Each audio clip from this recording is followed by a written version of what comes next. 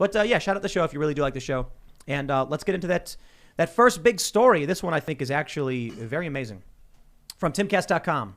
Joe Rogan's sold out Vancouver show canceled due to vaccine mandates. Quote, I don't even think I can get into the country, Rogan said. Comedian and podcast host Joe Rogan said his sold out April show in Canada is unlikely to take place because of the vaccine mandates. Now, I'll tell you something. When I first saw this clip from Joe on his show where he was like, I don't think we can do the show, I was immediately like, whoa, is anybody writing this up? Are there more details on this? So I sent it to our newsroom, which is supported by members at timcast.com. And I was like, can you guys look into this, pull it up? And they write this story. Joe Rogan sold out Vancouver show canceled. I immediately was like, whoa, guys. He didn't cancel the show. He's saying he might cancel. And they were like, no, Tim, don't worry. We fact checked it. It's true. From Ticketmaster.ca, event canceled. Unfortunately, the event organizer has had to cancel your event. No action is required to obtain a refund. It will be processed to the original method of payment, yada, yada. They go on. And that's it. Joe Rogan goes on his show, says he doesn't think he can do the show. And then we get confirmation from Ticketmaster. The show is canceled. Good on Joe Rogan. Good for him. I don't know if he actually canceled the show out of principle. It may just be function, like he literally can't get into Canada, so you can't have the show. Yeah. But I think people need to start realizing this. I was having a conversation with some friends and family. If you keep enabling these lunatics, they will keep pushing until you say no and make them understand there will be consequences for this. So this stadium, this city, you're going to lose all of that money from one of the most famous comedians in the world.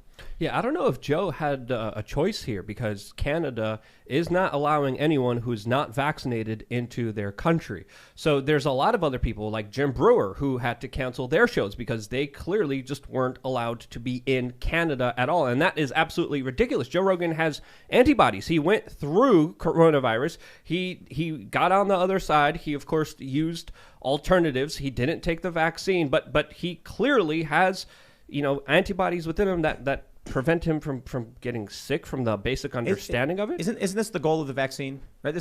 Someone said this to me. They were like, the goal of the vaccine is to trigger an immune response in your body so it produces antibodies, right? Yeah. So if you have the antibodies, it's effective. Like, what's the difference? Well, it clearly has something to do more with just protecting people's health. And there's something larger at play. I'm not pretending to know what that is. But the thing we need to look at now is not why he canceled it, but the fact that it got canceled. And suppliers need to cut off companies or countries or venues that literally take away people's personal freedom to make a choice on whether they want to take this medical procedure or not. That's the key. By Joe Rogan doing this, it sends a message directly to their pocketbooks, directly to their ability to generate income. And at the end of the day, money is what solves this. And that's how we solve this, is we cut off the supply. I think a lot of people will think about this in the sense like Joe Rogan's rich, right? So they're like, okay, he's canceling a show. How much will this one show impact the bottom, his bottom line? But I think the bigger thing is there's probably, I think it's fair to say, tons of smaller shows that got canceled and wiped out. We learn all about the small businesses that were shut down in the lockdowns. Now with vaccine mandates, we've seen all of these reports from various cities about how their business drops by like 30%. What you're not going to hear in the news is small-time comedian who packs, maybe 50 people into a room, unlike Joe Rogan who sells out a stadium. You get one small comedian who travels around doing these comedy shows, opening acts, and his career is done. Yeah. There's no more income. There's no more show. And it's whether they want to do it or not. But like I was just saying, there needs to be consequences. The problem is if this stuff keeps happening, then our culture is being ripped apart. No comedy show from Joe Rogan. Joe Rogan's literally the guy who goes up there and rags on all this stuff. Yeah. So if he's not doing this, then people aren't hearing it. They're getting their opinions filtered through social media. It's a tricky problem, man.